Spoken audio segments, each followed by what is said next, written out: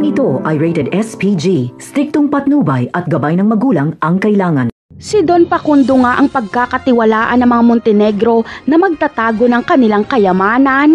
Magaling kasi itong si Don Facundo sa pagpupuslit ng salapi ng hindi nalalaman ng mga otoridad kahit gaano pa ito kalaki. Gusto nila Ramon na sa ibang bansa itago ang kanilang mga kayamanan para ligtas ito kung sakaling dumating ang panahon na susugurin ulit sila ng mga kapulisan.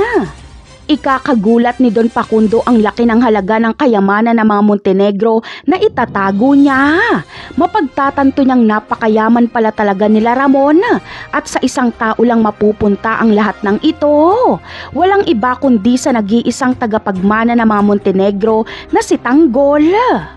Dito maiisipan ng mag-asawang Bitina at Facundo na ipakasal ang apo nilang babae sa Montenegrong si Tanggol.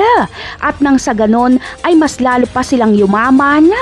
Payag dito si Ramon at Don Julio pati na rin si David. Ngunit bago pa man maganap ang kasalang ito ay mabibisto na ni Tending si David dahil magkikita sila sa mansyon ng mga kabalyero. Sa kabilang banda naman ay nagtuturuan na nga si David at Olga sa kung sino ang palpak sa kanila. Pinapahanap na kasi ni Ramon sa San Dimas ang taong nagngangalang David.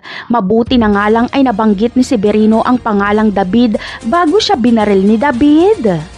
Sa tingin nyo, posible kayang buhay pa si Severino? Ang sagot ay oo. Dahil nakita ng tauhan ni Ramon na si Bullet na gumalaw ang kamay ni Severino noong sinasakay ito sa ambulansya.